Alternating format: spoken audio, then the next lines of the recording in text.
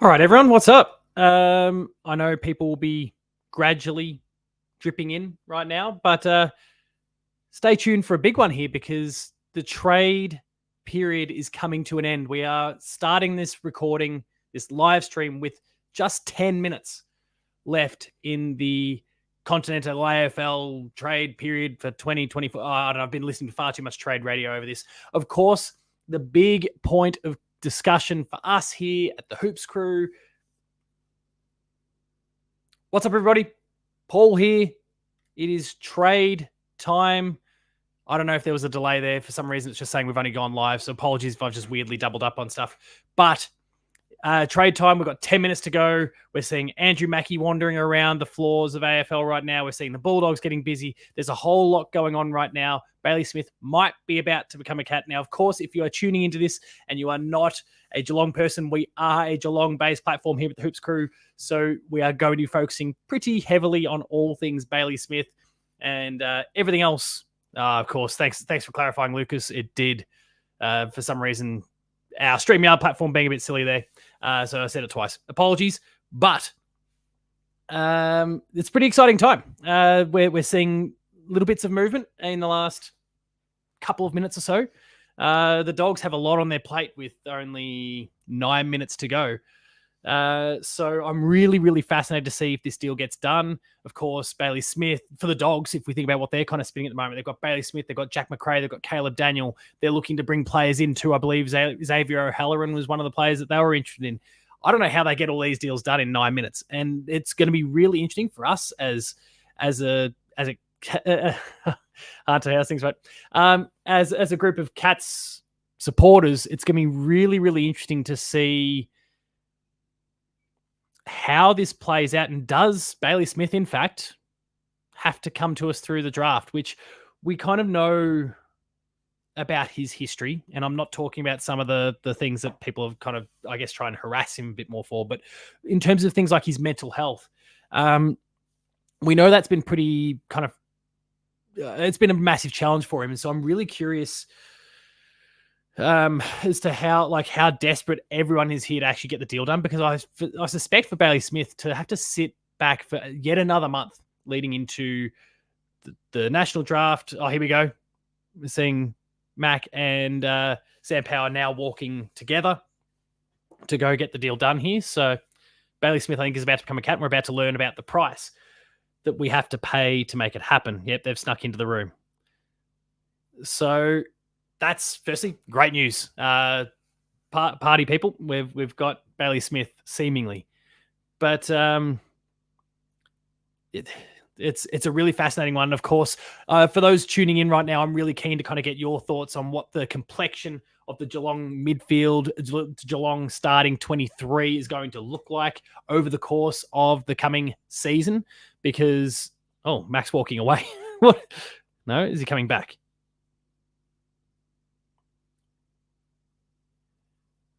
Pick 17 and apparently some sort of little swap later on. So, and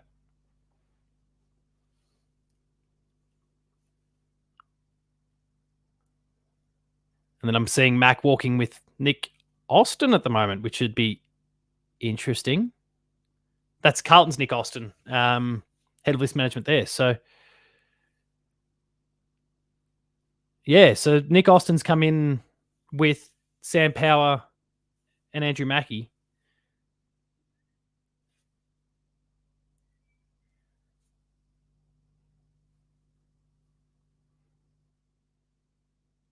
This is actually, while we don't actually know what the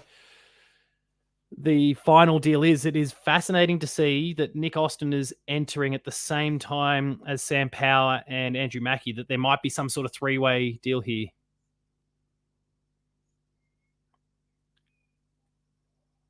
So the Dogs have just transacted. Pick 25 is wrapped up with Caleb Daniel.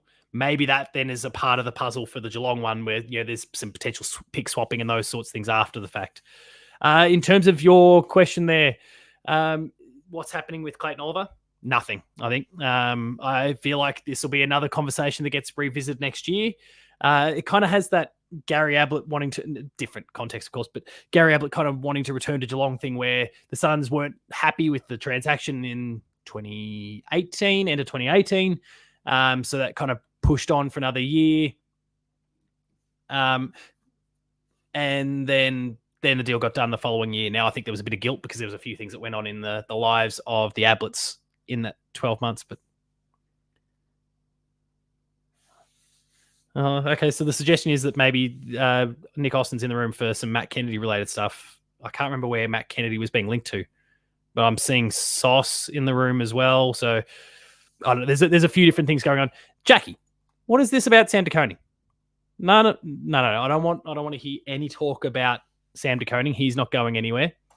And I will double down on the point that I made in my dedicated Sam De Koning video for the channel. What was that? A few weeks back now. We are a greater chance of getting Tom De Koning into the Cats than we are losing Sam De Koning. I am absolutely certain on that. That is a greater possibility. I'm not saying it is a thing.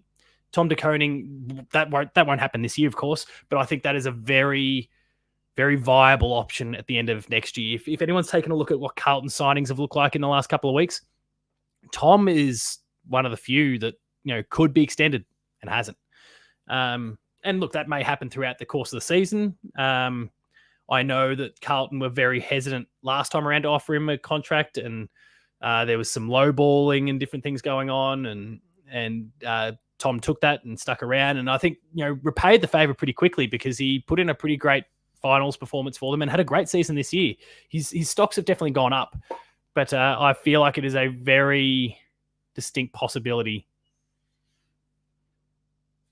So I'm trying to keep it half an eye on my Twitter feed as we go. If anything's kind of bubbling up there, I do have trade radio bubbling away my ears too. So if anything kind of breaks there as well, I can kind of discuss that straight away. I'm drawing on all the resources available right now, but yeah, I think Hunter, yeah, I'm not indulging your flag hawk stuff. We've got some of the AFL big dogs kicking around. I can see. It's but yeah, I don't think the Blues can afford him. Like they're trying to do some big things at the moment, and that certainly makes it challenging. And he might well fall out. So, and he's got incentive to fall out as well. The only question for the Cats, if we take him on, is that like he has been a little bit injury prone. Here we go. Oh, Cal Toomey had something big then, and he's just gone to double check his facts. Yeah, I am seeing Tom Parker's similar sorts of things.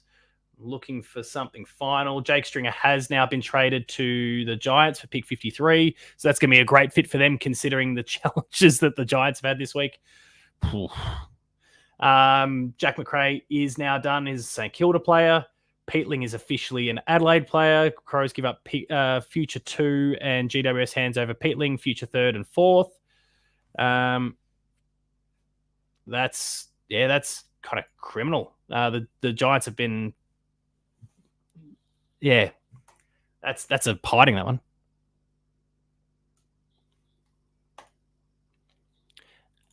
Not official yet, but I believe it's going to happen. But I'm just waiting for something to pop specifically. The exact details. I am reading there's kind of a pick slide. In fact, I've just gotten a message that says there's basically a pick slide at play that is that's going to result in that. So 17 the core, and then they're kind of shuffling some picks around later on. That was almost the Geelong compromise. We're not giving up any additional picks, but we'll kind of shuffle a few things around.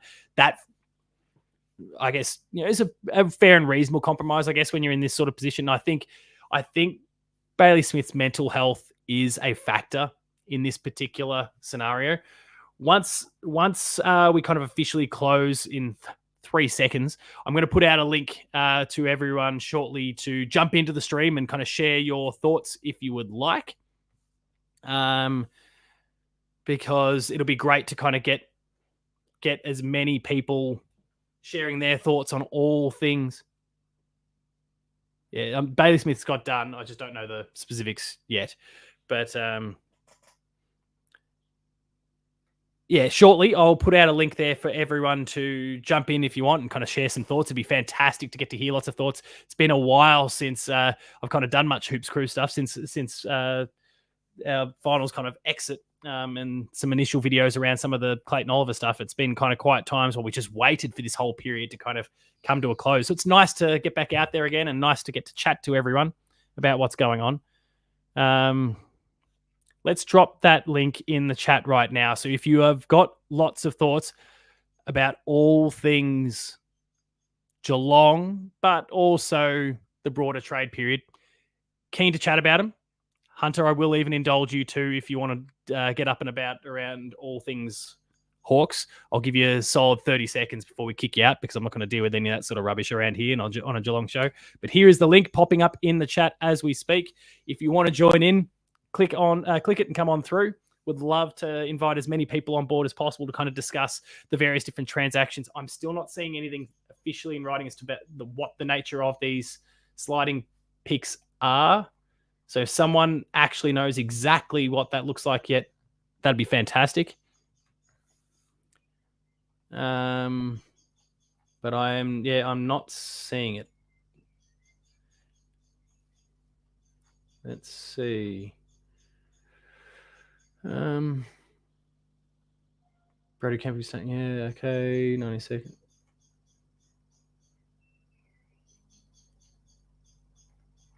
Yeah, everyone's just saying the deal's done, but the specifics aren't out there yet. But that's fine. That's fine. I'm okay with that. We've got our man, or one of the two that we really wanted. And it'll be fantastic if we can then pick up a Clayton Oliver sometime in 12 months. And as I started to say before, I do think that is a distinct possibility, similar to the Gary Ablett style thing. If he's made, in his heart, he's wanted to come and join the Cats. And I don't know. I think the Melbourne Review is going to have to do something pretty spectacular to convince him to come across. So Mac's still in the hallway.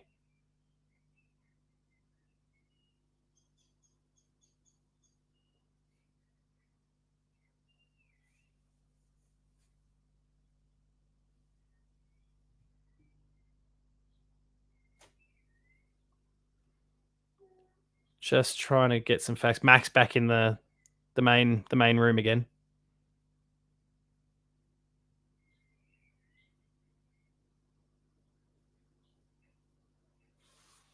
Come on, people. Just publish the specifics. It'd be really, really great to get the specifics.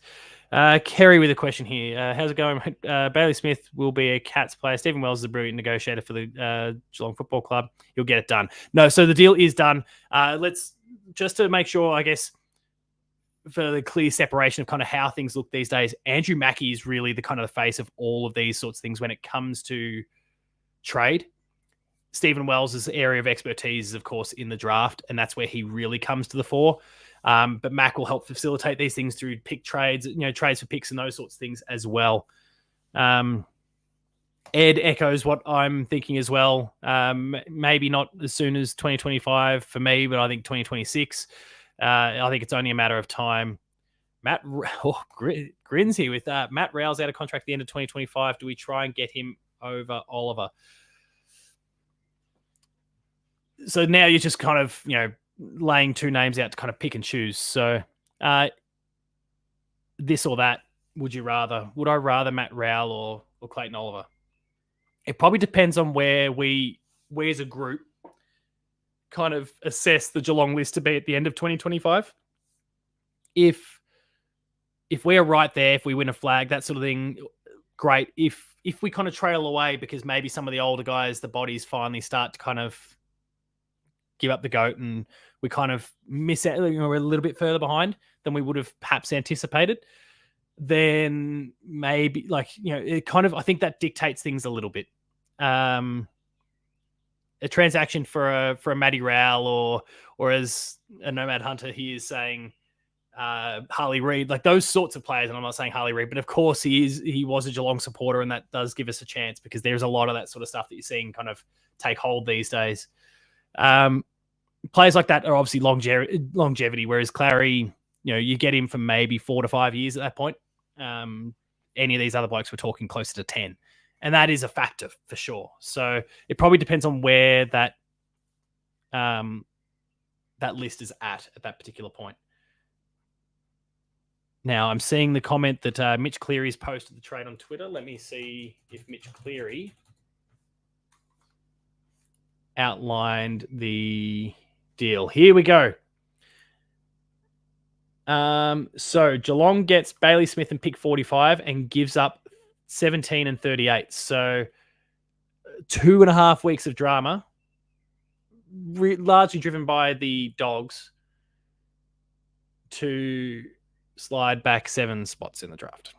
But what has actually happened with that? So it is, as being dubbed, kind of it's a mega deal. As there we go, as Luke is talking about. So Geelong gives up Bailey Smith and 45. They get 17 and 38. Carlton picks up that pick 38. They give up Matt Kennedy. The Dogs are giving up Bailey Smith and Jack McRae. They're getting 17 from the Cats, and they're getting Matt Kennedy from the Blues. That has then allowed Jack McRae to go to the Saints. The Saints are giving up pick 45, which is what the Cats are picking up. So it's not the gigantic. Well, hang on. How many players are involved here? 1, 2. We've got three players involved. It's a mini mega deal. But I wonder what the Dogs fans are feeling right now. Oh, hang on. Speaking of which, Blake in the chat. Dogs have gone bonkers. Some tears there. Suck shit.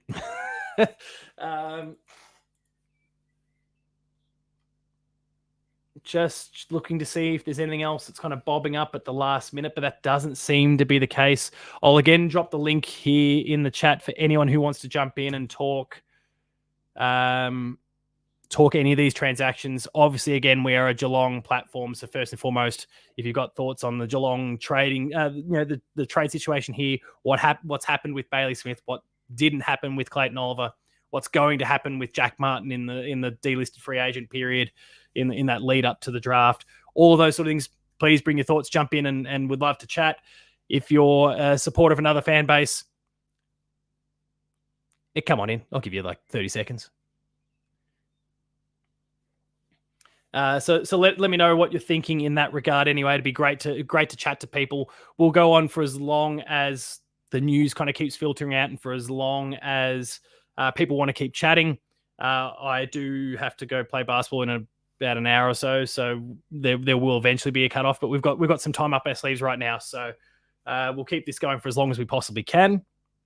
I am keen to hear Andrew Mackey and the like get on the mic and talk about the transaction soon, just to kind of get some insight into his thinking. But I do think it's for the Cats, like, to slide, 17 and then to slide back 7 positions in the draft it's a pretty good deal.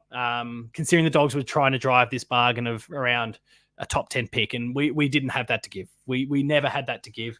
It wasn't going to be possible. We didn't have anyone that we could give up that would then help get us a top 10 pick. I know some people were talking about Sam de Koning, but he was never leaving. And I had that. Yeah, I'd been talking about that in video for weeks now. That was never going to happen. Didn't happen, and the club along the way confirmed that it was never going to happen. And that, I think, was that was the potential piece that would have gotten us a top 10 pick. But I don't think the Cats would have wanted to. Yeah, the Cats wouldn't have wanted to indulge that either, for a host of different reasons. You don't want to lose Sam de Koning, and pick 10, considering Bailey Smith has had the ACL, he's had a range of different troubles, and he's out of contract. We had the upper hand. You can drop the bar, and a little bit, and pay a little bit less. It's great for the Cats. It's worked out very, very nicely. And now Bailey Smith is a Cat. What have we got the chat saying here? Great outcome for Baz Linker and the Cats, All Australia next year. I mean, honestly, why not, right? There's no reason why he couldn't be, especially if he has, I mean, a bit of talk was that he could have potentially played for the Dogs for the finals, but didn't. Mostly kind of his choice, him and and management's choice. And I guess, if you're going to leave, why and you maybe not of the mind that you're actually going to have a chance of winning a flag this year, then why put your body through it and potentially do yourself some damage before you go to your new team? Makes sense. But now he's going to come back cherry ripe. He's very happy. He's going to be doing all right financially, I suspect. And it's a big win for the Cats. So why not? He's gonna be a key piece of the puzzle there. He's gonna be a huge foil for Max Holmes and Paddy Dangerfield. He's got that speed, but he's got the body for it. He's so far, touch wood, unlike Max Holmes more recently, his hamstrings haven't been kind of failing him to any great degree. So there's lots of perks, and he's going to be very well supported. He's going to be delivering to players who are going to be making him look awfully good, the likes of Jeremy Cameron, of course. But you think about Ollie Henry and how he's coming along, Shannon Neal and his continued development, this litany of amazing small forwards. He's going to have silver platter service. Or he's going to be delivering, providing silver platter service. It's going to make him look real good. So there's no reason why he couldn't be in that race. What else have we got? Bailey Smith goated when he played finals in Clapport in 2021.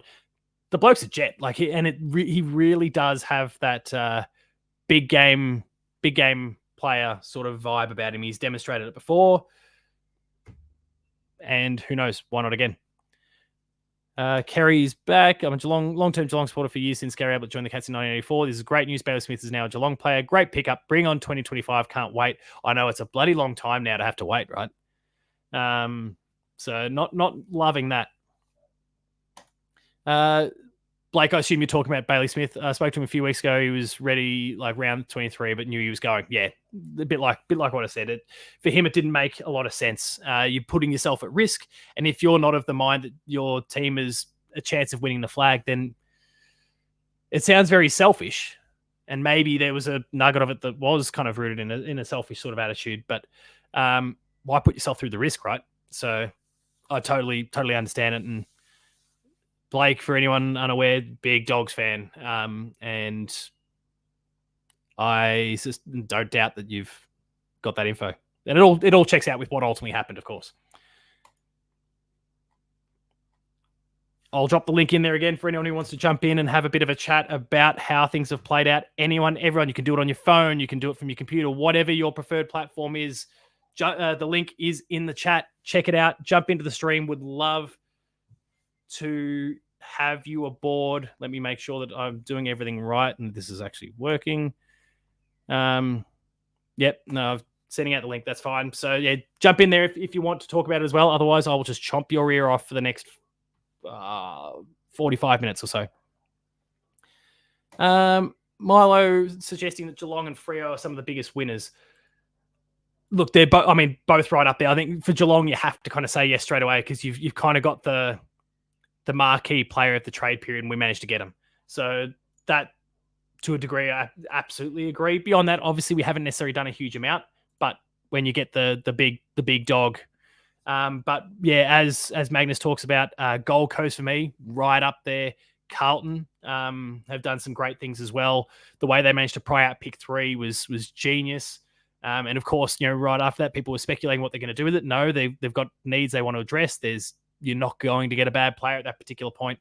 They're going to have the opportunity to. Oh, hang on, here we go. I'm just listening to conversations about Bailey Smith.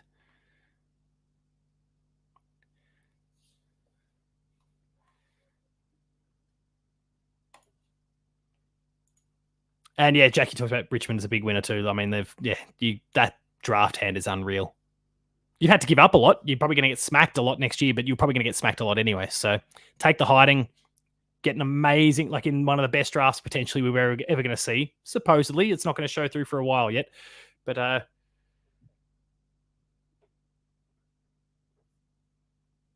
little bit of smack talk there about the just from Paul Connors having a clip at the Dogs there about all the fuss around the sliding of picks. Can't wait to see what player they're going to get with those seven earlier picks.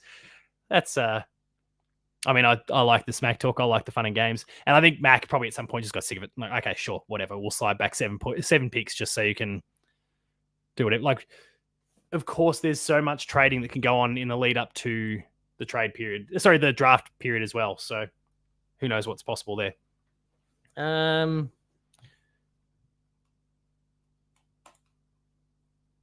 As long as they don't tambling their picks. That is a fantastic one. Richard Tambling, I've not thought about for a while. Imagine the Dogs draft the next day. And look, I mean, I am hesitant to get to Blake's point. I'm hesitant to really kind of slag off any team who makes a big fuss about shuffling picks, getting earlier in the draft, going for because we've got like Geelong specifically, and he ended up being Nuff of the Year for us here at the Hoops Crew. Kane Corns ended up being our Nuff of the Year this year. We celebrated, acknowledged, hung shit on through our Hoopies Awards the other week, simply because he dunked on the deal that ultimately brought in a Rising Star nominee for us this year and an amazing prospect going forward. It's I think you can't begrudge any team who is trying to push for additional picks to get extra players in. And if you back your recruiting team and think that they've got a winner, that they think they're going to be able to do something special with kind of that quirky middle of the round pick, you might pick up another Lawson Humphreys. And Geelong proved it. Like Kane Corns, a whole bunch of people laughed at how aggressive Geelong were about picking up those 4th and 5th round picks as a part of the Asava Ratugolea thing, that people thought, oh, well, what's the point? They're not even going to use them anyway. And then they picked up Lawson Humphreys with it. And I believe Cooper Stevens was the other. George Stevens, I should say, was the other. George Stevens is showing a lot of promise through the VFL as well. Could be huge. So all credit to the Dogs. And yeah, Blake's kind of Lawson Humphreys type. That's a huge point of difference. So I get it for Paul Connors, and because he's there to bat for his player, they're a known commodity, but there is no reason why the Dogs shouldn't be chasing extra picks. And I think this is the more honestly, rather than the top 10, where it sounds like 1 to 6 is brilliant, but then 7 through to 30 is, you can throw a blanket over them. They're all fantastic, which is an incredible draft. So why fight for top 10 when you can get another player in? I think it's a great deal. What other clubs are showing interest in Gary Rowan and Brandon Parfitt? Parfitt, I'm hearing West Coast. Gary Rowan, I don't know. But I could see, Brisbane, who are in a position now where they need to kind of top up the forward line a little bit, because now I'm not saying Gary Rowan is a Joe Danaher replacement. He doesn't have the size for that. But they need to bolster their forward line a little bit now that Joe's gone. Gary Rowan is an option, and he's a delisted free agent. Costs you nothing. So that is a possibility to address Milo's question there as well. Parfitt, delisted free agent period, so it doesn't have to nothing has to happen just yet. That is something that can happen basically up until, I think it's like a week or so, 10 days before the draft. You can just have all of those movements going on, and so I suspect his move will come in the next few weeks, and the talk is West Coast. What are my feelings on Bailey Smith? Kind of, I guess, gone there with this one a few times, so apologies to those who've heard me kind of discuss this transaction a little bit. Pick 17 and then to get one back, or kind of slide back a little bit. It's a great deal for Geelong. We didn't have to pay the top 10 price. For Bailey Smith, probably a good thing that he doesn't have to sit and endure the stress of another month without being kind of linked to a club and have to go through the draft where another team, maybe one that you don't want to go to, considers picking you up. I think in this day and age, that doesn't happen a lot. I don't think we're talking about a Nick Stevens style deal from, what's that, close to 20 years ago now, when he wanted to go to Collingwood, was in a final, even telling Collingwood players, go easy, I'm going to be playing for you guys next year. And then Carlton grabbed him. These days, with the way that player agents take such a firm hold of proceedings, I don't see a scenario where he would be picked up by any other club, simply because the agents would lose their mind and they'll just start to play. Like the agents have more power than the clubs these days. And so, yeah, I think that's a big factor. So I'm happy with the transaction. We slid back a few picks. We got the gun player. We gave up pick 17. No big deal. It would have been really fascinating had he gone into the draft. If we set the mental health side of things to the side for a second, it would have been a really fascinating one if he went through to the draft, maybe nominated for preseason, and we got him for peanuts through the preseason. Wouldn't even have to give up pick 17 then.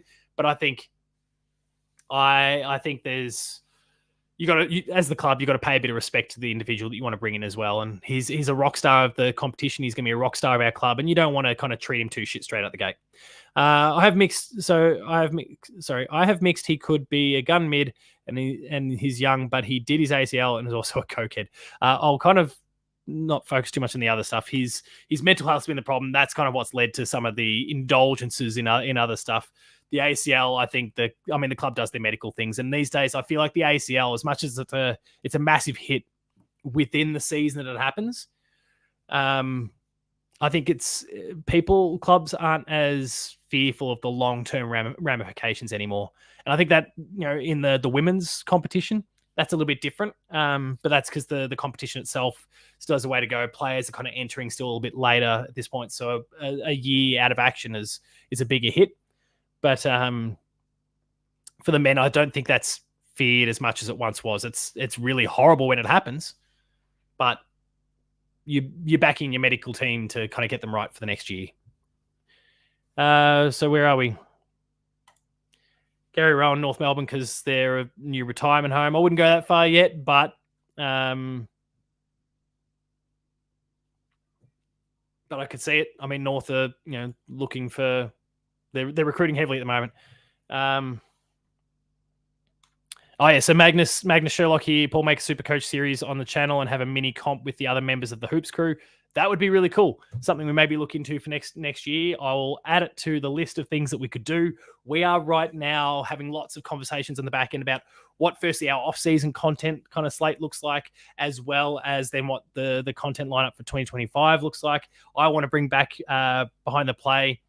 Not that anyone was fighting me against that, but kind of circumstances have kind of wreaked havoc a little bit with some of my availability to record shows like that. But I'm very, very keen to get it back, even if it's fortnightly or something like that throughout the course of the season. There's lots of live streaming content we want to do, the reaction videos, all of those sorts of things would be huge. We're now getting a bit of a war here. So Magnus kind of kicked things off. We've now got Grins jumping in saying yes and or tipping. We've now got Henry V here suggesting fantasy over Supercoach. Henry, I apologize. I'm a Supercoach guy. But we could do both. Why not both? If you guys want to watch them, then we'll consider making them. Maybe we've got fantasy players on the team and I'm the Supercoach guy, so maybe we can kind of have both that way. So there's plenty of things for us to discuss. Last year, as we kind of, as anyone who's kind of tuning in has been tuning in for a long time will know, prior to season 2024, the Hoops crew and the Chaps Chat Cats were two separate entities. We collaborated, we were friends, those sorts of things. But we came together for this season to kind of, it was the Hoops show and the Chaps Chat Cats. We became the Hoops crew. There's the five of us together now. That brings lots of content options for us. And allows us to kind of focus on our specific niches. So yeah, something like a tipping comp, something like Supercoach, something like fantasy. These would be all amazing options. It's good to see kind of the support for it. Brendan jumping in there. Obviously, yeah, TOGF, TGOF, TOGF, talking about tipping comps and those, like I think these are all be great things. We, as some of you may recall, we also had Rach Danderfield doing a whole bunch of videos for us.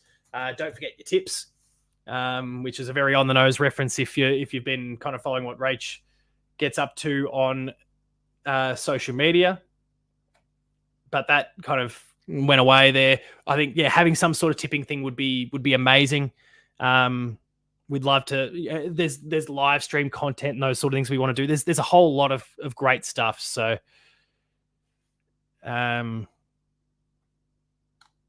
definitely things that we're going to consider.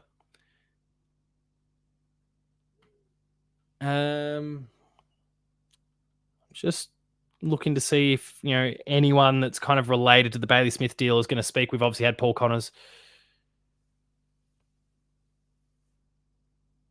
but nothing's really bobbed up just yet. I'll post the link in here again. Don't feel free to jump in and share your thoughts. Doesn't cost you to make an account. You don't even need to make an account. You can just jump in without it and just and I can let you into the call and we can share your thoughts. Lots of people have been tuning in with our post-game lives over the course of the season. So I'd love to chat to people and kind of get your thoughts there. It's awesome to see people in the chat, but certainly to get to talk to something other than myself on a screen would be amazing. So if you want to jump in and talk all about what has just transpired, there's the link in the chat. There's the link on the screen. Punch it in. Come and have a bit of a chat about all things trade and draft. What is our first pick now? Let me see. I don't know. Yeah, things haven't necessarily been updated just yet. So obviously it was pick 17. That's no longer the case. AFL draft order 2024. Indicative draft order as of the 16th of October, which was earlier today. So we did have, for this transaction, pick 17, 38, 57, and 75. 17 is gone. 38 has become 45. So 45 is our earliest pick in the draft right now. I wouldn't rule out the possibility that Geelong tries to get a bit creative. And yeah, Brendan's just nailed it at the same time. Wouldn't be surprised if we try and make some little transactions just to move up that little bit earlier in the draft. Nothing too drastic. Maybe some futures, not the first round future, but maybe some future seconds, future thirds to just creep up a little bit in what is supposed to be an amazing draft. I back Wellesley in. He can take pick 57 and 75 and make gold out of them. But would certainly be interested if the Cats decided to play that game and move up a little bit. That would be an interesting one.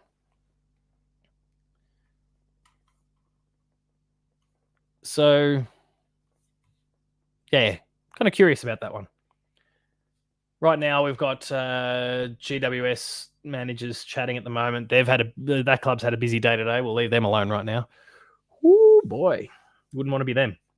And they've gone and added Jake Stringer to the mix. So that's some decision making, I suppose. And then I think. So yeah, where's my mouse gone? Oh, it's just gone dead. Great. Let me plug it in. But I can see, TOGF. The Cats should bid for a better pick. Again, I don't think we need to necessarily do anything drastic, but maybe you can bundle something up or offer a future that allows you to creep into, I don't know, late 20s, even 30s, like getting back to kind of slightly early in what our initial second round pick would have been, would be good. Again, all the talk is that top 30 is exceptional.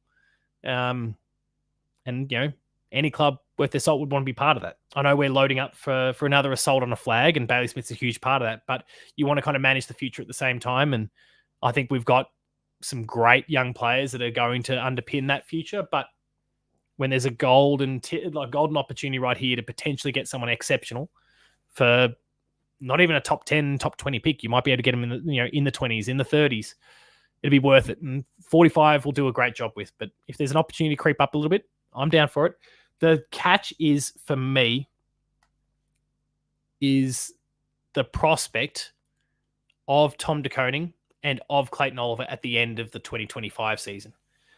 Because that will be, I think, both are very distinct possibilities. Clayton Oliver, obviously, we kind of know what the circumstances were going into this trade period. It was always going to be hard, and it ultimately didn't work out, despite the fact that Clary wants to become a Cat. And I think that is going to be kind of bubbling away throughout the season. I think he's going to look to go again, just like, again, I make the reference to Gary Ablett. He's going to want to go again, just like Gary Ablett did, and he'll eventually get his way, I believe. Tom De Koning, again, my information is that it's more likely that he will go to Geelong than Sam goes to Carlton. But that is what it is, I suppose. But Tom really grew in his role at the Blues in the back end of 2020. What year we in? At the back end of 2023, after he signed on, he had a fantastic final series, and he was great for the Blues throughout this season when he was on the field. So if he has another good season, his stocks go up, and it's going to cost us more and more and more. The difference is, and the thing that maybe people aren't necessarily super aware of yet, It's because we've been so transfixed by the 2024 trade period. We haven't necessarily spoken too much about the 2025 trade period, because why would we at this point? But beginning with the 2025 trade period, you can trade multiple years of picks now. So it's not just the 1 years of futures. It can now be 2 years of futures. And that unlocks deals. I think I'm firmly of the mind that the Christian Petrarca thing didn't happen because none of the clubs who were the most obvious candidates for him had anything they could offer right now. But in 12 months, they can offer multiple years worth of picks, and that makes it an option. And so, that's a possibility. And that does also then for Clayton Oliver, for Tom de Koning, that creates possibilities. We go, okay, well, maybe we can't, work, we've got 2024, but 2025 picks. We could offer 2026 or 2027 picks to make it happen. And then you make other transactions down the line to kind of get some picks back. You've got a couple of years to kind of course correct. We see this with the NBA all the time, and I think it works really, really well. It's really messy. It doesn't look great a lot of the time because it feels so far out, but it works. We don't have Martin yet. I assume you're talking about Jack Martin. Jack Martin will be a cat. He's a delisted free agent, and basically you've got up until I think it's 10 days before the draft to get those delisted agents signed up. It's only a matter of time. It will happen, but it hasn't happened just yet. And yeah, Smith is a good one. Smith's going to be a Jet. He's going to be absolutely fantastic for us, and I can't wait to see what he can do. It sounds like he's ready to train the house down. I'll get down to some of those Deacon training sessions, have a bit of a look. My son went to bed going, "Is Bailey Smith a cat yet?" And I go, "No, mate, I'll talk to you in the morning." So he's going to be excited. He's keen to get down there and have a bit of a look, and we'll see how it all plays out. If Jack can stay fit, he'll fit well in our team. Look, if he can stay fit, if they can get his body right, there's still a degree of sky's the limit with Jack Martin. We've seen what he could do when he was at the Suns. We've seen what he can do when he was able to string a few games together for the Blues. He just couldn't string the games together. And so who knows in that regard. If it works out, yeah, I think he will be huge. Johnny Zodiac do you think anyone will pick Parfitt up, or will we? Look, there is always the possibility that Geelong relist him. He could enter on the rookie list or something like that after the fact. But the talk is that West Coast is keen. And honestly, if you're West Coast and you're trying to build up and you're trying to protect Harley Reid and those sorts of things and give him time to continue to build his body up and get ready to rip the competition apart the next few years, getting someone like a Parfitt would be a very obvious decision, I think. So I think Parfitt will have a home. But again, just like Jack Martin coming to the Cats, the window extends for a few weeks yet. So there's no reason for them to rush that. I think we've basically got about 20 days or until 10 days before trade period for any of those delisted free agent things to be done. And I believe the window opens again sometime after the draft as well. So stay tuned for all that, but there's no rush for Parfitt. There's no rush for Jack Martin either.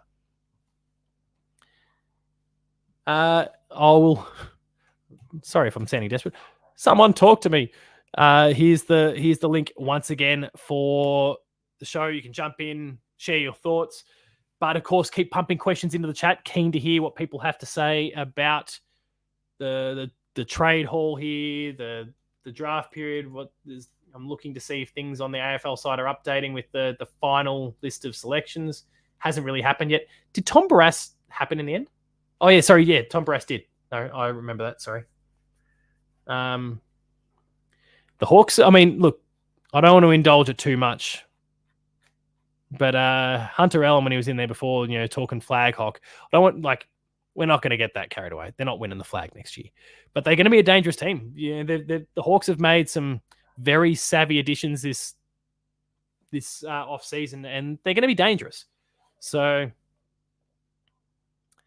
do I think Shannon? I assume you mean Shannon Neal will be good enough next year. He's obviously not Tommy, but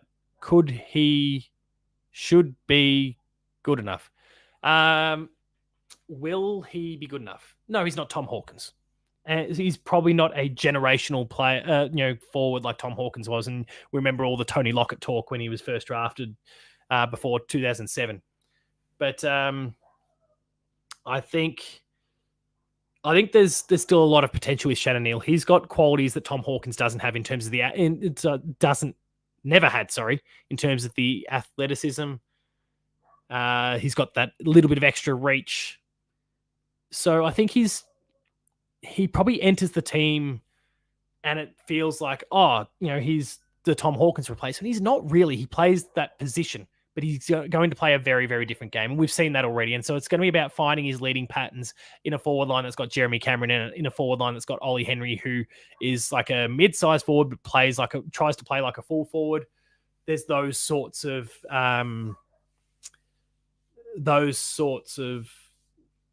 just finer details that will need to be worked out in time. Can't believe that North gave up pick 25 for Caleb Daniel. I mean, Caleb Daniel's a brilliant player. And look, it probably shows the difference here between a club like Geelong, who has had the whip hand for quite a long time, not just in this transaction, but over many years. We've been a dominant club. We've been positions of strength, even entering trade and draft periods. And so we've driven a hard bargain. North are a little bit more desperate to get quality into their list and have to potentially pay a higher price to do so. It might be just part of the cycle for North to get the list that you want, to be a viable and attractive prospect, that then means you can be more forceful, more aggressive when you return to the trade table in 2025, 2026, etc. Geelong kind of peaked at the right time and has not really looked back. North still haven't had that. And I don't mean this in like a smart-ass way, but they haven't had that yet. Who do Baz and Martin push out? Now, I'm already seeing some comments here. TOGF is talking about Baz pushing out Mullen. That feels like an obvious starting point. But of course, they don't play in the same sort of position. So who knows in that regard? Said this on the AFL Today pods chat, but Tim Kelly trade ended up being Jezza, Holmes, and Humphreys. God, that was a good one. Yeah, it's pretty incredible what happened with Tim Kelly. And Geelong, again, I talk about the whip hand. They had the whip hand. They were the dominant team. They were in a position of strength. They forced the agenda. And the Eagles were desperate to get him. And so they pried out an incredible bounty. And then look what it became. Yeah, you mentioned there. Jeremy Cameron, Holmes, Humphreys. It's incredible. Listening to Nick Austin speak at the moment. Friend of the Hoops crew, Nick Holmes, or Nick, friend of myself, Nick Austin. Massive congratulations to him and the Carlton recruiting list management team. They did a great job in this offseason.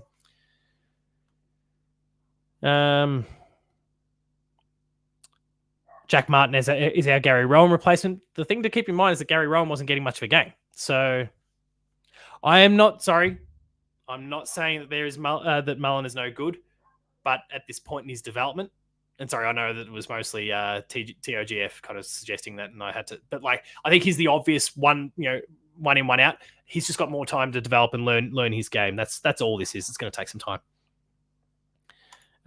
Surely Max Holmes gets an All-Australian selection if he plays the entire season as a Rover.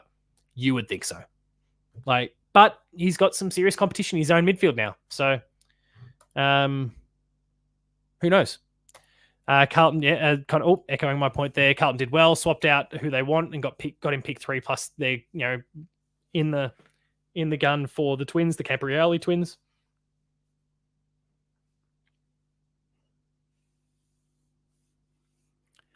Chris Scott will keep playing Mullen. He loves the bloke. And look, I think there's a lot to like.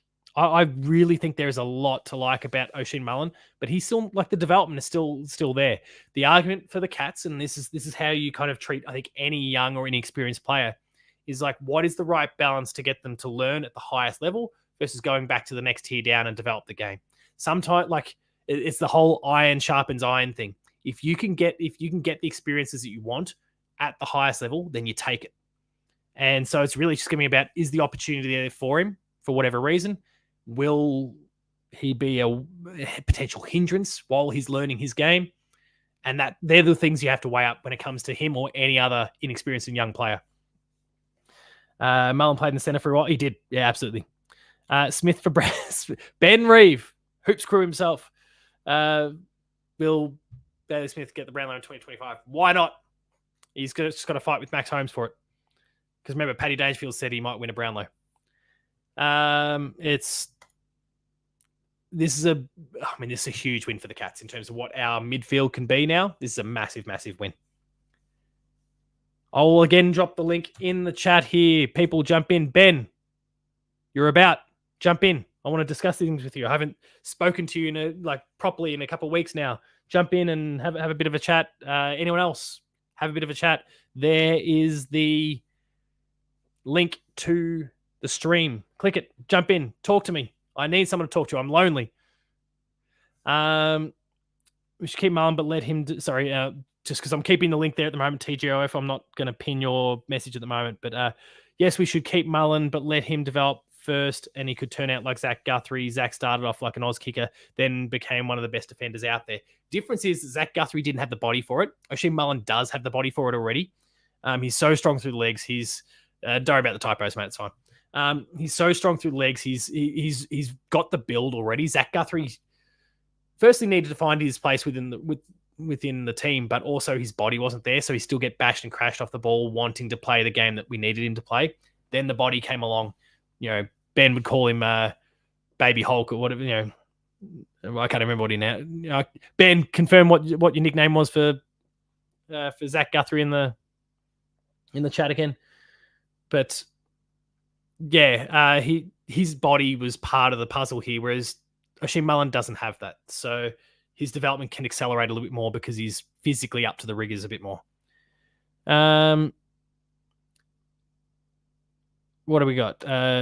Johnny here, 15 wins, overs or unders for the Cats. I mean, I'd back them to get more than 15 wins this season. Big baby Guthrie, there it is. I'm sure there was like some sort of Hulk thing, wasn't there? Probably right. I don't mind Mullen. He does some good stuff. Yeah, the talent, like the potential is there. And as Jackie says, he just needs to kind of learn to read the game, and I think he will. It's just a matter of he needs the time. It's still very early days for him.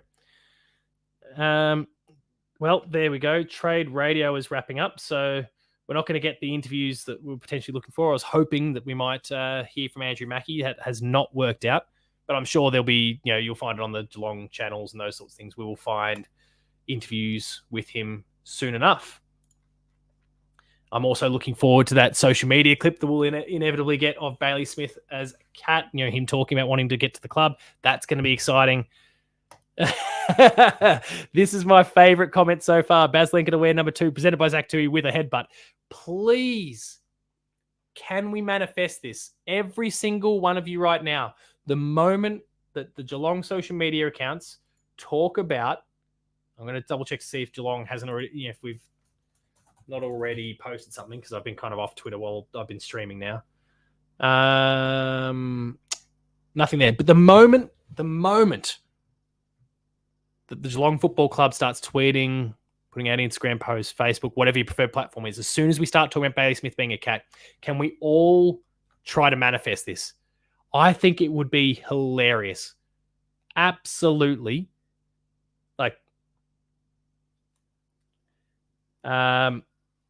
Holy shit, that would be so funny. And Zach too, he's got the humor for it. He'll see the humor in it. Bailey Smith's a fun-loving guy. He'll see the humor in it. It's good content. Everyone will love it. Ben has sent me a. It's a post from Bailey Smith's Instagram. Let me see if I can screen share. Wait, let me find the post first. Baz Lenka.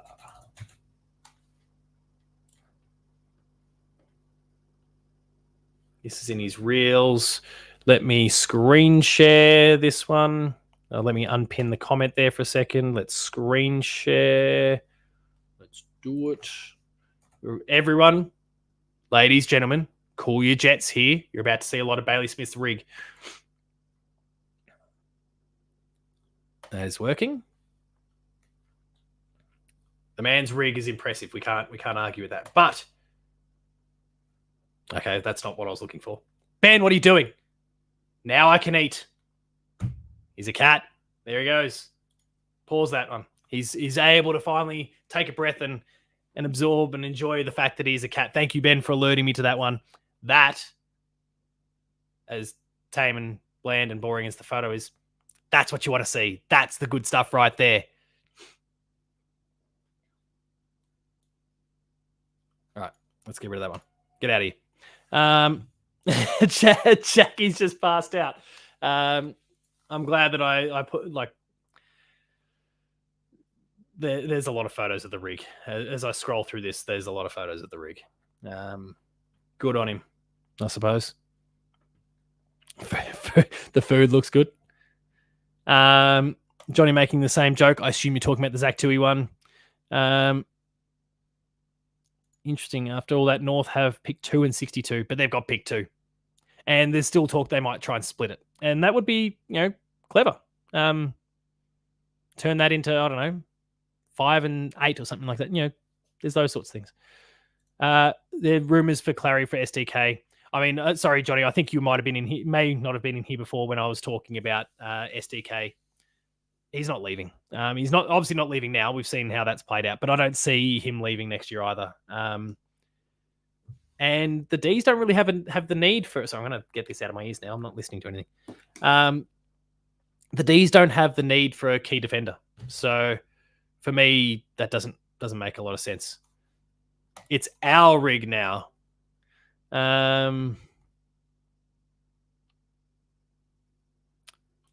You got an ad catching up in response to my comment. Sorry, YouTube does that from time to time. Surely, Nigel. Surely you're not talking about. Oh, Jesus, he's still full. His rig's still full screen on my screen. Get out of here. All right. Do you think you break? I assume you're talking about someone get Jackie a glass of water. Come back. Do you think you'll break into the inside? I assume you mean specifically the inside, like the midfield, and not play kind of that inside-outside role that he played with the Dogs. Yeah, I think he'd be on the inside straight away. Because over there at the Dogs, he had to contend with Jack McRae when he was still firing at his best. Bont, Libba. We don't have quite that same amount of depth, but I also think what Geelong has done with the midfield, and it took me a while to appreciate this because I was, screaming and shouting during games going, get Danger on, like put him in there. The way Geelong manages its midfield minutes is kind of brilliant. And yeah, as I was looking through the list before with my son and talking about players, I completely forgot Tanner Bruin in the mix as well. Like this is, and you can add Danger, you add Tom Atkins if you need to just kind of bash and crash a bit more and just go full blown aggression. Jai Clark's going to develop. Like this is a midfield now that's going to stick around. Like is going to be a force for 10 years. It's such a good thing, and God help the competition if we manage to actually get Clayton Oliver at the end of next year. It'd be huge. Just looking to see if Geelong has posted anything just yet about Bailey Smith, but I believe we probably won't see or hear too much until there's like a little social media clip or something like that. Ben can't jump on at the moment. He's too busy. I mean, there's 2 plates in that photo with Bailey Smith. Is that you at the other seat there? Ben's the classless one that's putting tomato sauce on it.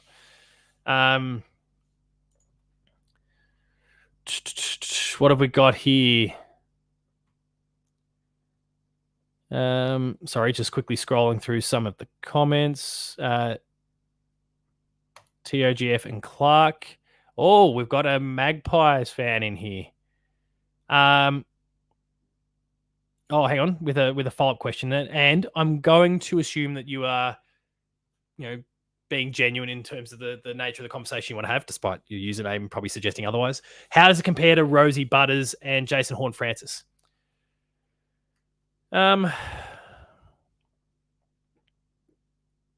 Ignoring the fact that people are talking about Butters potentially leaving at the end of next year, assuming that they stay together. I think if you want to line up 3 midfield, let's ignore the ruck for a second. But Sweet and Stanley probably match up pretty well at the moment, I suppose.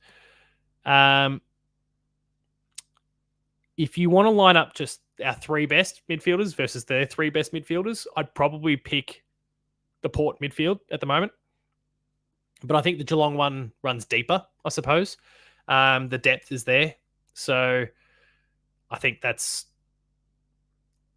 if you want to talk about just 3v3 and kind of, if the best two midfields going head to head for the clubs, then no, I think Port has the better midfield there.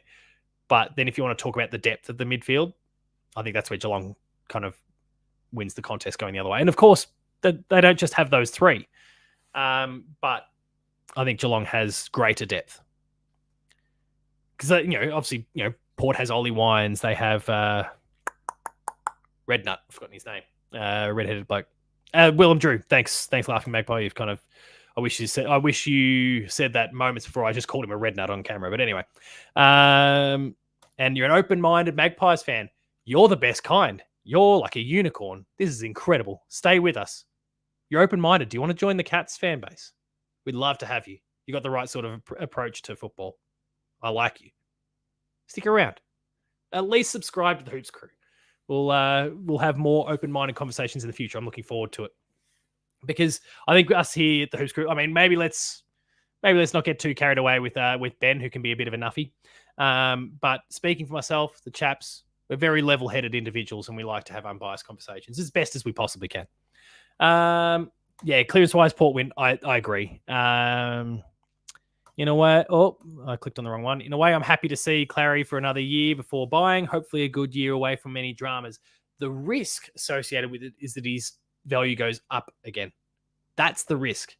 If he just has another season similar to this last one, you go, okay, a bit like Bailey Smith, but for different reasons, his price, what he's worth starts to come down, especially because where he'll be at in terms of his age profile.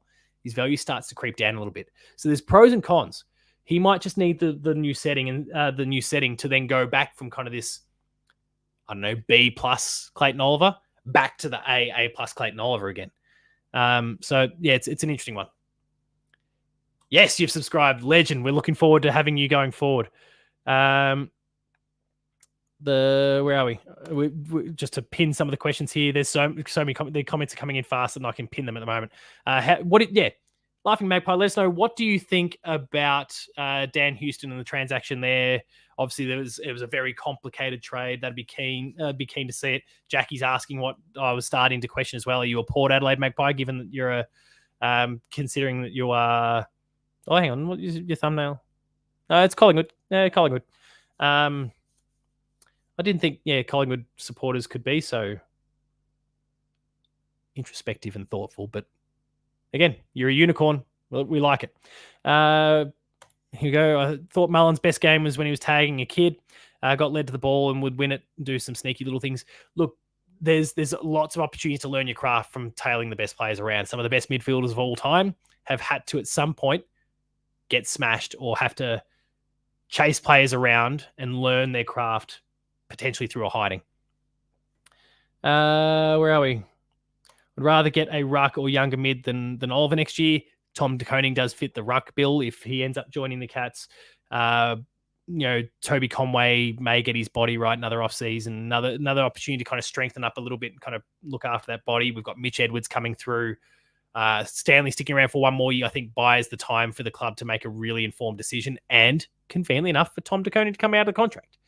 I think the conversation about Sean Darcy needs to be done and dusted now. I don't think he fits the bill for what Chris Scott is looking for from a ruckman. I think he's looking for mobile. He's looking for athletic. And Tom De Koning fits that. Reece Stanley fits that. Sam De Koning, when he's been playing in there, fits that. Mark Blitzhouse fits that. Like, you can see the writing on the wall in terms of who it is that's kind of interesting to the Cats. And so I think the Sean Darcy one can go to bed. No, I know no one said that, but it's obviously been a thing that keeps coming up year after year after year. What do you think of this move for Clark, Closey, and Nevitt? Look, it's obviously a setback, I would say. And I think Jai Clark is probably the one that's most affected by it, but also he is so young that he's got plenty of time. And Danger's signed on or about to sign on for 2 more years. At that point there, Jai Clark should be primed and ready to go.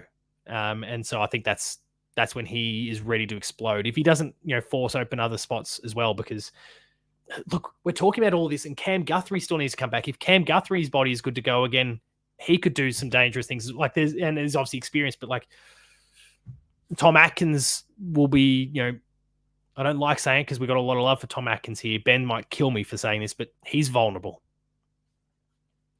Sports fan, no, we got Smith. The deal's done. Catapult footy in response to slingshot footy. I would love for you to kind of explain the difference between the two. I understand the difference in devices. Slingshot, a little thing that you can pull back and fire. Catapult being a big, heavy artillery thing. Is that the point you're trying to make? That like it's just a heavy duty version of the slingshot? Where are we? Collingwood's net loss with Houston was a second round pick. Traded a couple fringes and a future first. They don't need because Tom McGuan is a top 3 draft protagonist. I haven't, I guess, studied too much of the Tom McGuan prospect for. Is that next year's draft? I really haven't kind of focused too much on next year's because I've been hearing all these good things about this year. Harley Reid and Tom de Koning next year. Wouldn't it be something special? Tom, for obvious reasons, Harley Reid, he's a Cats fan, people, or he was.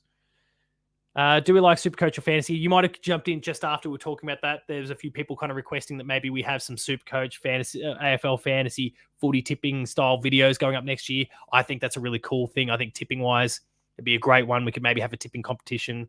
We could have videos, those sorts of things. Of course, I'll put a video out talking about my tips, and then people will make sure they beat me because it's all documented.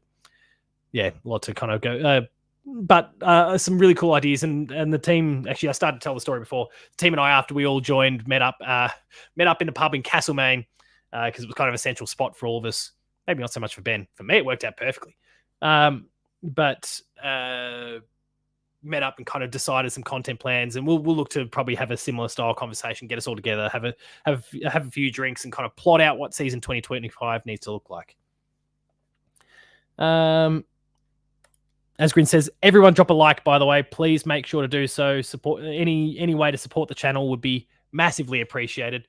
Love to have you on board and love to kind of continue the support. Look to do some live streams in the off season as well, just to feel people's thoughts. I think the Laughing Pie is expecting a Cat's Pies granny. Wouldn't that be something? Hopefully it goes just like the qualifying final of 2022. But it is still 11 months away, so there's a lot of water to pass under the bridge. What's the numbers for Smith? Just got home. Pick 17. So, Frank, it wasn't just pick 17 to your question. Pick 17, and then what happened is Geelong gave up 38 and got 45 in return. So we slid back 7 spots in the second/third round to then make that happen, as TGOF kind of highlights. But yeah, pick 45 came back. Where are we? Keep moving through the comments. How about Clary? Talking about 4, not to be, but I think 12 months from now might be a real prospect. Oh, we do know Pommy. We love Pommy. We've had Pommy on Behind the Play. We've kind of made appearances on his platform. Pommy is an absolute legend, and everyone watching now, I spoke about impartial and awesome content creators.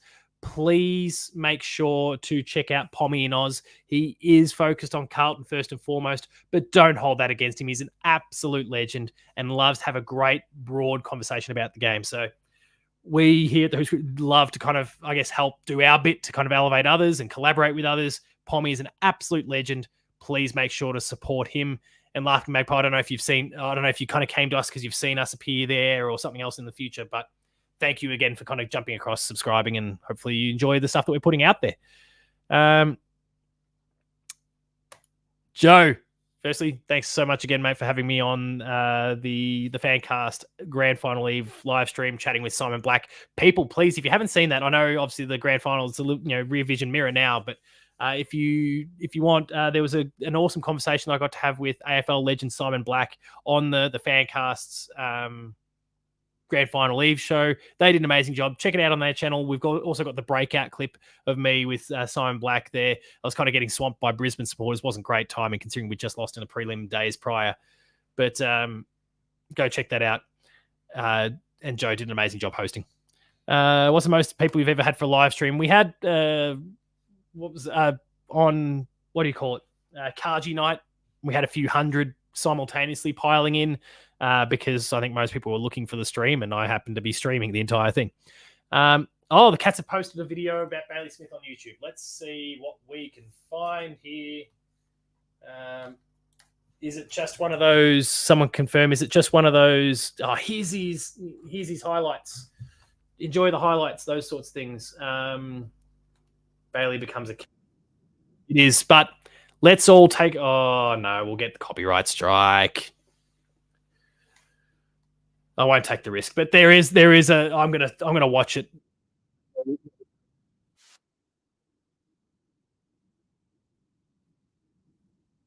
Brilliance. A little bit of this coming up, I'm sure.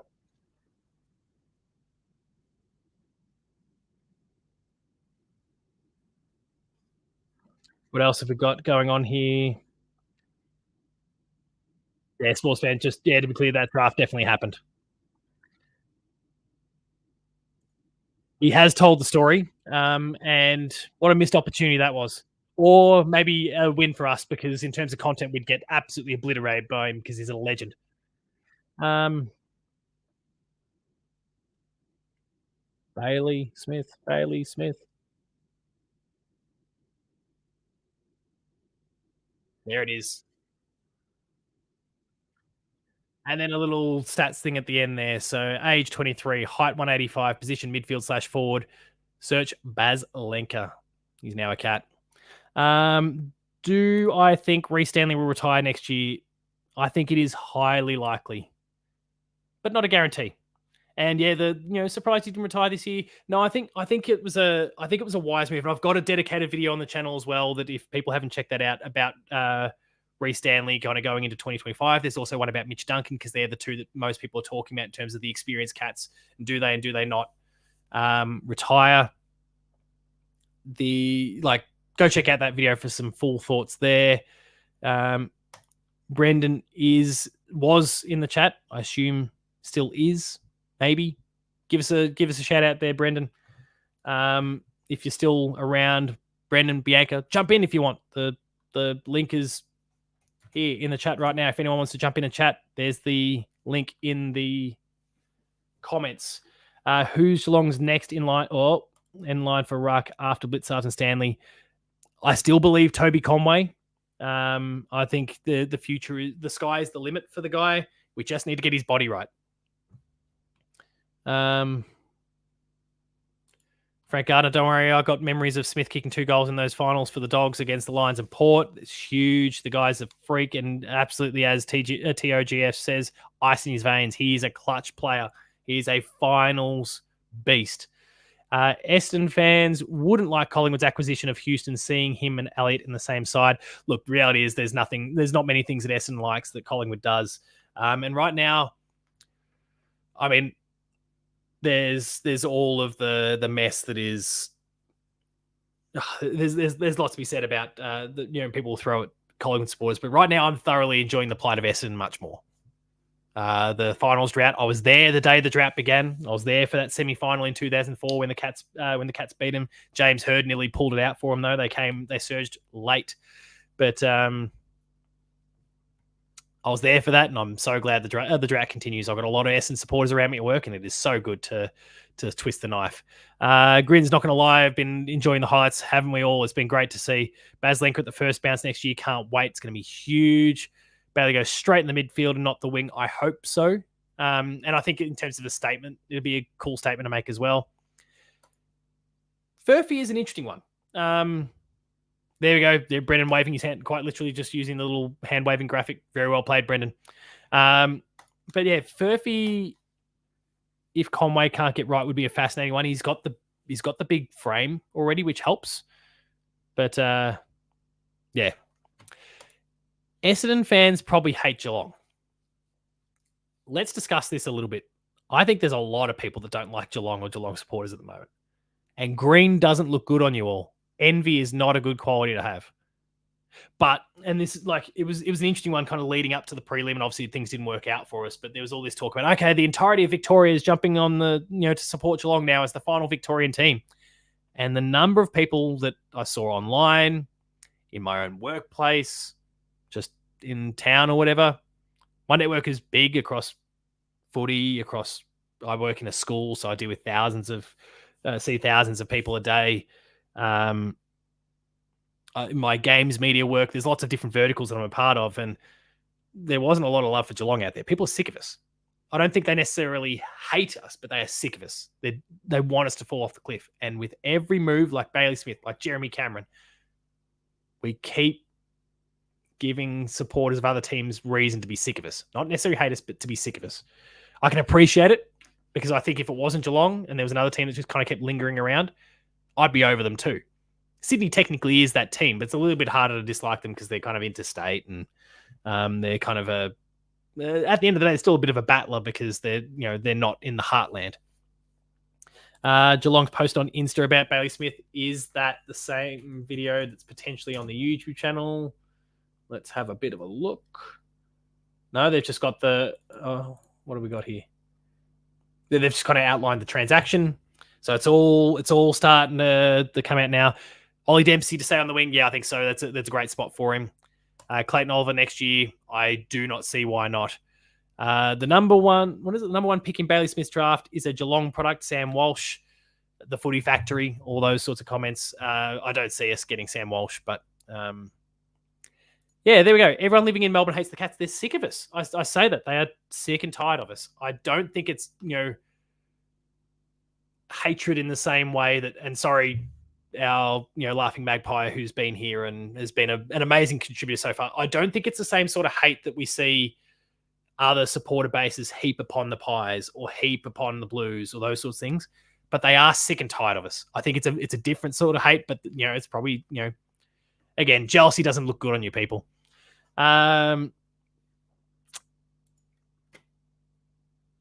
Maybe similar to us with us Geelong fans with the Hawks. It's all those sneaky rookie draft picks and later draft picks that I think left field picks that will keep us up there. Absolutely. Stephen Wells does it better than anyone. People saying Geelong was shit to lose to Brisbane. Well, our season was quite unexpected after finishing 12th in 2023. Look, I mean, we underperformed in 2023. We obviously, had a lot of injury problems, so it wasn't necessarily a surprise to see us there. In fact, I think everyone in the Hoops crew in video form tipped us to be in the top 4. That worked out pretty well for us. But did we expect to, play in a prelim? Probably not. It was a great accomplishment, and yeah, it's who knows now? You had Bailey Smith. Who knows? Jackie McDonald. It's fair that people hate Geelong, but I have a long memory. Essendon fans are intolerable. I remember the 90s and early 2000s. Yeah, I'm not a massive fan of the behaviour of other fan bases. Essendon supporters I've seen some pretty shitty sides of, but you could say that about anyone. Look, I think you could probably genuinely say that about any fan base at the end of the day. There will be shit Geelong supporters out there too, unfortunately. It is just a reality of it. Caden McDonald and Cardi don't rate us. Well, Caden supports the Ds and they're hemorrhaging players. So let's... Oh, hang on. Brendan Bianca are jumping in. This is cool. I'll wait until I see their video to pop up, and then as soon as that's the case, we'll pull them into chat. This is awesome. We've now got guests. But at the moment, Brendan, Bianca, I do not see you in the back end there. So I can see your little screen. I do not see your faces. So hopefully we'll hear from you soon. Past Danger, Sam Walsh and Charlie Curnow are the best Geelong products. It's because everyone's sick of seeing Geelong in finals. Absolutely. I'm going to try and burn through these a little bit faster. Everyone got sick of Djokovic, Federer, and Rafa in the finals, but guess what? They were the best. Absolutely. Laughing Magpie, everyone has a bunch of bad nuts. It's true. There's always a bad bunch within every supporter base. And hopefully here at Geelong we have fewer of those, but it is the nature of the beast. Melbourne has had more success, Magpie, referencing the Laughing Magpie, but more success in what regard would be interesting. What do we got here? Johnny Zodiac. The big upside from this is we've massively improved over what we were. Absolutely. And that continued development in the younger players is going to be huge. Brendan and Bianca don't have video at the moment, but I might see if I can pull them in and maybe it'll all come alive when I add them to stage. We'll get... Oh, no. They disappeared. Hopefully, again, we'll see them in a moment. I can probably only keep this stream going for another 15 more minutes, though, and then I've got to get myself ready for a 9:30 basketball game. Assuming I have my details right. I better double check that while we're streaming here because I don't want to get that game time wrong. But I'm pretty sure it's 9:30. Don't tell me it's any later than that. Where are we? 9:30. Oof. Ping a hamstring that time of night. All right, let's bring Brendan and Bianca in. I'm still not seeing video on their end, but hopefully it all comes together when they're in the call. Let's see what happens. Brendan, Bianca, I'm pulling you in now. Don't drop out on me. Can we see? I can hear you though. You can hear us? I can hear you. How is it? What is everyone thinking? Oh, we're pretty excited. Hang on, we'll go out again and see if I can get the video working. We'll get him back in a sec. So either moment, I don't know, you may not have been in the stream at the time, but the suggestion was that Zach Tui needs to give Bailey Smith number 2 and they kind of seal the deal with a headbutt. I think that would be hilarious. So now that we've got all the socials up and running, can we please proliferate that idea in the comments that Zach Tui needs to present Bailey Smith with number 2 and seal the deal with a little headbutt, just to close the loop on a beautiful love story. So let's make that a thing. What I will do really briefly while we wait for Brendan and Bianca to jump back in is, if you haven't already, please like the video, please subscribe to the channel. Your support as we continue to build as a platform is integral to what we are trying to do. We are trying to kind of get more and more attention, not in like an egotistical way, but get more and more attention to the Geelong Footy Club, try and work with them a little bit, try and get more players on behind the play. All of the support that you can offer the channel helps us to be taken more seriously by the players that we really like, the key players, the figures within the AFL, within the Geelong Football Club, that we want to be noticed by, and hopefully that creates more opportunities to then create more amazing content with you guys. I would desperately love to do some more behind the play with some Geelong players from both the men's and women's team over the course of this off-season, during the course of season 2025, and roll them out for you. Your subscriptions, your likes, your engagement, all of it helps. So please, if you haven't already, please subscribe. Please chuck a like on this video. And there's, TOGF, that was the Bailey Smith idea was yours before. It is absolutely sensational. I love it. Bailey Smith didn't have his finest moment headbutting an Irishman. Absolutely. It's just a horrific idea. But might be working out okay. Anyway, dinner's ready, so I'm signing off. Thank you so much for coming along for this conversation, Laughing Magpie. It's been brilliant to have you in there. Thank you for some incredible engagement. And please, everyone, give Laughing Magpie an amazing send-off in the comments here. We would normally not have a lot of time for the behaviour of Collingwood supporters, but you've been brilliant. Love to have you on board. Thank you for your thoughts throughout the stream tonight. Would be great for us to have Q&A with players. Absolutely. And Grins, I'm not sure. Yeah, sorry. I'm not sure if you've been a subscriber of ours for a long time. If you haven't, if you're fairly new, that probably means you've missed kind of a lot of past Behind the Play episodes. So if you jump on our YouTube channel and search for Behind the Play, you'll find a whole bunch of one-on-one interviews with me. There's a whole range of amazing guests. We've had we've had Brendan and Bianca on talking about their love of the game, but we've had lots of players on this season. We had Jed Buse. Phoenix Foster was coming on for a range of different pieces of content with us. We've had we were talking to Lawson, then he got the Rising Star, and then he got too big for us. Lawson, come on the show. We'd love to chat to you. But like we've had lots of amazing guests on field, off field. We've had Steve Hocking come on the show to talk for close to an hour. They've been very, very generous with all their time and indulging me in my random bullshit too. So please, if you haven't already, and for anyone else there, check out Behind the Play. I want to get it going 2025. Ben's heard this now plenty in this stream, let alone elsewhere, and we'll get busy on the keyboard in the off season, I suspect. I saw Bailey at the Footy Fest and asked if he would join the Cats, and he laughed and said, "Yeah, most likely. I already have a place in mind." Yeah. Renee, when do the Cats sign Jack Martin? We've now got this big window up until 10 days before the draft. There we go. They've got video now. So I'm going to bring Brendan and Bianca on. Give me 10 seconds, guys. We've got up until 10 days before the draft to get delisted free agents signed up. And I believe there's another window shortly after that as well to deal with those sorts of transactions as well. All right. Oh, Jesus. Oh, here we go. Let's bring Brendan and Bianca on board because they've got something cool to show everyone. I got this hard at work already. I got this for my birthday. The Bailey Smith. The deal is today your birthday. No. Tell it. My mum works at Coles. Oh yeah, okay. And it was Bianca's birthday last week, Yeah. and next thing you know, she rocks up at our house with this. So this was being thrown out last week into a compactor. Yeah. And she just goes, "Oh, we thought Bianca would want this." So. Well, it's And because they threw Sorry, the go Nick Dacos one away. Yeah. Yeah, because he's trash.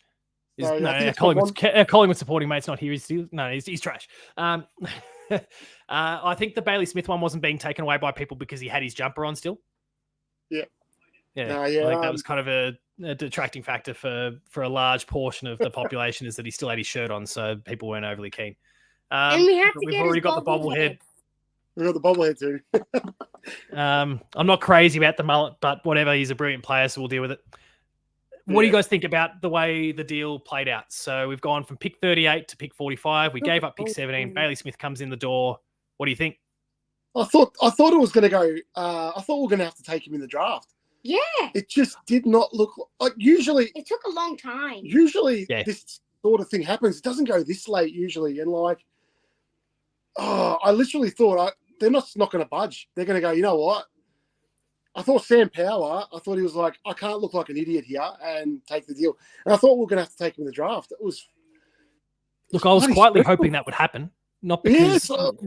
Yes. My real hope was that he doesn't nominate for the national draft and just nominates for the preseason. And you go, then you've got your pick 17, and you.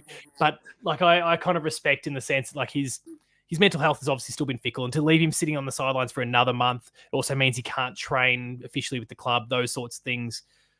Not that it's stopped him engaging a bit with the club through the final series anyway, but I guess in the hopes of doing the right thing by the player, they got the deal done, and it's good to have him as a cat. He'll be on the track nice and soon. It sounds like he was just a frantic, intense trainer at the Dogs. So bringing that energy to the Cats would be great, and obviously a great role model for some of the other players who are in a similar sort of age profile to him, for them to see kind of how hard he works. Might be really great. Not to say any of ours have been slack by any stretch. We're seeing so much potential out of him, but if he's going to lift the intensity meter up a little bit higher again, grab on if you follow him on try and keep up with him. If you follow him on Instagram, he's always training. His stories. Yeah, any excuse to get the rig out, but exactly. It's pretty bad. You don't need any more crunches. What are you doing? Yeah. Just settle down. But he absolutely actually posted, taking the P155 out of us. He posted 2 seconds. He put up a story 2 seconds after the trade went through of a His steak. dinner? Yeah, we shared that on the screen before. So a little cat emoji. Good to see. So TOGF, just while we're going, there's asking when's the draft. I believe it's the 20th and 21st of November. So we've got just a bit over a month before all of those sort of things happen. It's always after, if I kind of focus on our little Victorian bubble for a second, it's always just after the VCE exams are done. So those players who are all in that age demographic don't have to worry about their schooling and those sort of things. They can just focus on the draft again. Tune in with us though, TOGF, because I'll probably do a live stream of the draft once again. Maybe discuss what's going on there. Who knows? Geelong could trade into it. What do you think about that idea that I was kind of kicking around before? That maybe the Cats try and flick some picks around, whether there's futures involved or whatever, to kind of creep up a little bit in this draft. Because again, we hear about how good this draft is. That up to pick 30 is extraordinary, and we know Wellesley's super capable as well. So, any thoughts about maybe trying to creep back up, go from 45 into the 30s, into the 20s? I don't think we're anyone going to get into the teens, but no one would be willing to do it with us. I don't think. I think they'd be bloody scared. But they'd probably be sick of us. Yeah, but I mean, they brought up. I was watching Trade Week Radio, and they talked about the Max Holmes deal, where we entered into the draft, where we didn't have a first round pick. We traded with Richmond and ended up with Max Holmes, who ended up being a top 2 pick. When looking back on it, I don't think they're going to want Geelong to do that again. Yeah, and no one kind of rated what we were doing with that move either. Like, it took a little while for people to realize, oh, hang on, this kid can really play. Like, he's not just the athlete that everyone believed he was, that he could genuinely play football, and now he's. And I think right they on the fringe knew of all Australian. They knew Melbourne were going to take him as well. They said, like, I remember during the draft, they go, Geelong have jumped in here because they wanted to get ahead of Melbourne, because Melbourne were going to take Max Holmes. So yeah, right. That's I don't recall that part of it. That's a handy bit of trivia. I'm a little bit confused though that we delisted quite a few players and we only got 3 draft picks. Do we get more draft picks, or like? No, so you end up kind of filling those gaps with pre-season and rookie drafts and those sorts of things. So, yeah, we've obviously got lots of gaps on the primary list. We've now added Bailey Smith to that. I guess, what have we had? We've had 9 go out, right? Yeah. Between the retirements and the delistings. So we had 9 go out. We've got 2 or 1 officially in. Another in. Jack Martin will be another in. We've got how many picks now left in the draft off the back of that? 3? 45, 50 something and 60 something. So there's another 3 that come in, let alone if we, transact with some futures. But then, yeah, even if we don't do that, you go, okay, there's four spots available. That gets addressed through the preseason and the rookie draft for sure. There's some upgrades that would go on, you'd imagine. I can't remember who our rookie list of players are at the moment. And did the Dogs get 2 picks? I think we got another Irish player too coming in. Yeah, that's true, and that's I can't remember what they call it, but yeah, it's a different system altogether. Yeah. 4 rookie listed players in: Oscar Murdoch, who's now delisted; Mitch Hardy delisted; Ted Closey has been. Foster? Has he been already elevated, or no? If we have to elevate him, do we have to redraft him? No, he just gets elevated. No, he just gets elevated. Then you just do that. And then Emerson Jack, who's been delisted. Then you've got O'Shane Mullen and Joe Furphy will be the club's Category B rookies. So Mullen could potentially get elevated. Furphy maybe you even elevate as well. And then you go, okay, now we go to the rookie draft and we fill in these gaps. Yeah. So it seems like the main purge obviously occurred through that kind of rookie listed sort of ballpark. They've kind of trimmed, I guess, who they don't believe is going to be part of the future there. And then they'll fill those gaps in again down the line. I believe, this other Irish guy would fit in the Category B rookie thing, which is kind of sorted outside of the rookie draft, typically. Yeah. But it's certainly an interesting one. Yeah, because you think O'Shane Mullen and Joe Furphy, they're all those kind of quirky ones. Joe Furphy coming across from the basketballing background. O'Shane Mullen, obviously from Ireland. They're kind of those weird, slightly left of centre style selections that the AFL likes clubs to be able to make when they can. So, I think, with 4 spots between the preseason and the rookie draft, they'll sort those out, let alone if we, transact on something to get into a little bit earlier in this draft, which is a distinct possibility. For some reason, I keep hearing stuff on social media about Nathan Kruger. Have you heard that? Not personally, but no, it's a shame our Magpie supporting mate's disappeared, but he might have heard something. I've been able to confirm something in the comments, but I don't know where it keeps coming from. I keep seeing tweets. I don't see him coming back. Nathan Kruger. Yeah. Let alone the fact I still need tall forwards. So they haven't offered him a new contract. Didn't he get injured? Yeah. But it might be one of those ones where they've just got to hold off until they get their other deals done and then work out, okay, maybe it's not about list spots, but maybe it's about how much we can offer you. How long can we make the contract? How do we kind of balance whether it's front-loaded or back-loaded to try and, get the payments just right so we can fit Dan Houston and we can fit, who's the other one they brought in from GWS? Conwood. Nick Haynes. No, was it Perryman? Oh, yeah, Harry Perryman. Yeah, they got Harry Perryman. So, when you kind of factor their finances in, then you go, okay, now here's what we can offer you and here's how we can kind of stagger the payments. It's all about massaging that budget from year to year. So I feel like that's a part of it because they don't have many tall forwards at the moment and their trade period hasn't addressed that either. So and they also got you keep him on. Yeah.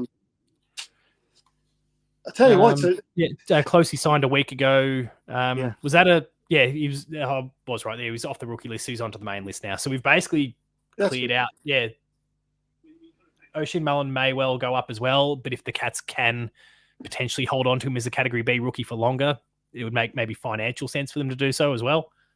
But yeah, the core 4, they're all gone. 1 elevated, 3 delisted. So they'll fill their boots at the rookie draft, you presume.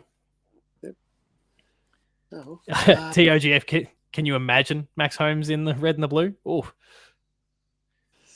Yikes. I can't imagine that. Not crazy about that idea. Would have been offering you. It does not look right. Would have been like Clayton Oliver. We'd be trying to get him for 2 first-round picks. Absolutely. Look, to be fair, we had, I can't remember who it was. It was Ben or one of the chaps that was putting together the graphics for Clayton Oliver when I was making that dedicated video. And to me, it doesn't look right seeing Clayton Oliver in blue and white either. Maybe it's the red hair that just, it doesn't seem right. But I'll get around it. I don't care if it doesn't look quite right. Like, I'll take him. And yeah, I think that'll happen next year. It'll be easier to get him next year. I think. That's a big contract. Depends on the season he has. It may be harder, but I think they may still try and do it regardless.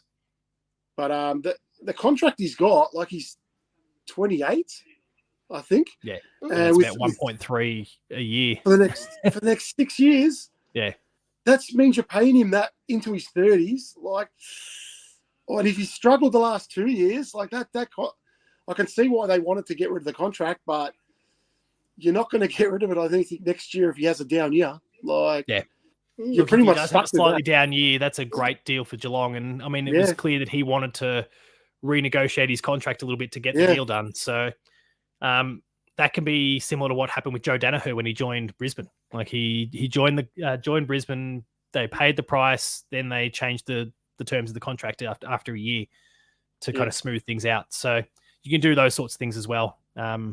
Jackie's just confirming you can hold a Category B rookie up to 3 years on the rookie list. So Oshie Mullen's got one more year. This is his second now, I think. So one more year where he can be a Category B rookie before he'll have to get elevated or delisted or tossed into maybe the regular rookie list, whatever the club's decision is. But I think he's showing all the potential. There's no reason why we wouldn't elevate him. I don't think. Maybe he gets elevated if you're talking about there being another Irish candidate, and I'm sure I read that too. Yeah, maybe he gets elevated to then create the space for that other person. Yeah. Any other thoughts at all? Because I guess for me personally, I've only got about 2 or 3 more minutes that I can actually run the stream before I have to go play basketball myself. So, but any thoughts from either of you before we start to wind things down? It's a absolute steal of a deal. Like that's just there wasn't much more. Like it took a long time. When you think that they got recruiters. Caleb Daniel picked 25, like we gave up 17 for Bailey Smith. Like, my goodness, that's unreal. I'm really happy with that. I thought when prior to the trade period, I thought we may have to have given up our 2 first rounders. I thought that was going to happen because I thought, geez, are we going to fold? But that's unbelievable because that 17 is going to go out into the 20s, I think. So there's about 2 or 3 father-son / academies that'll push it to closer to 20. And that's why the Dogs weren't happy with it in the first place. But Geelong had nothing else. Like there was no one outgoing that we could use to increase the value of the pick. That was it. They lost the power pretty much. They would have been hoping that Sam de Koning went because he would have gotten us an earlier pick, but that was never going to happen. They lost 12. Yeah, so they probably should have done the deal 12 months ago, but they lost when they had the power, but they lost all Smith, Daniel, McRae, who else? Yeah, quite a few. But to be fair, most of them, weren't part. I mean, most of them weren't kind of massive factors in the team that was still awfully competitive this year anyway. And that's maybe where they'll find some comfort in that to go, okay, well, we did what we did this year and Bailey Smith didn't play. Caleb Daniel largely didn't play. Like you think about the players that they lost. Jack McRae was kind of our recurring sub.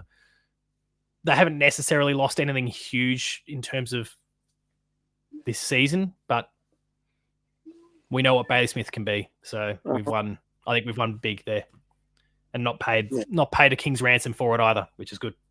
It was unreal 2 years ago. Before he got moved to the wing, or moved out of position, he was unreal. So should go straight in the mid. Ice in the veins. Yeah. Oh, I can't wait. He's going straight in the mid, and then. And I hope Patrick Dangerfield full forward. We don't want to steal Shannon Neal's opportunity too much, but he'll definitely spend more time up forward, you would think.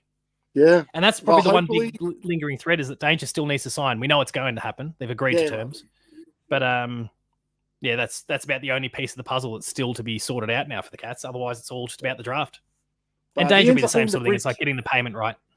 He ends up being that bridge that we've been looking for, like Bailey Smith, between the young players and the veterans. Like, hopefully he's just that piece that just brings everything all up together. Well, someone said it before. You know, you think about Tanner Bruin, you think about Max Holmes, you think about Bailey Smith, like the age profile on those guys and what they've already shown that they can do. We're talking 10 years, these guys being the core of the midfield potentially. Yep. You must wonder, do we even need to bother about Clayton Oliver in some ways? Yep. Yeah, Bailey Smith was at the grand final, and Ollie, he posted a photo of him out there. And Ollie Dempsey said we'll be there next year. It's lots of fun and games. That's nice now. I apologize to you guys. I apologize to everyone, but I've actually got to wrap up the stream now because I've got to go get my basketball gear on and hopefully drain a few. I think Ben said in the comments before I've got to drain 5 threes. So he's set the bar nice and high for me tonight. But thanks to you guys for coming along. There's Bailey Smith again. Looking forward to him being a cat. Well, effective now, and you see him on that training track. And they're Geelong's abs now. They are Geelong's abs now. the people's abs. So thanks guys for dropping in. It's awesome to get to chat again. We'll have to do some more live bits and pieces soon so we can get you involved. We'll definitely do something for the draft coming up. And looking to get a whole bunch of other bits and pieces going as well. So look forward to chatting to you guys again nice and soon.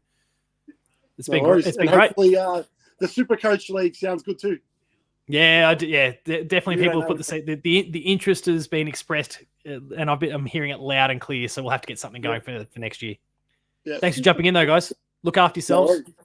Go Cats! See you soon. Go Cats! Get that Bailey Smith banner poster ready. I'm looking forward to it. Again, it's got to have a little bit of. You are drawing Bailey Smith. That's the next one you're drawing.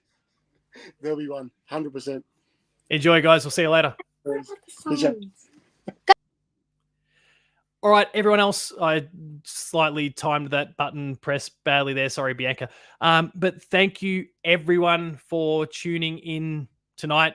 This has gone on a little longer than I expected. We've gone an hour 40, and now I'm really having to rush to go play a basketball game tonight.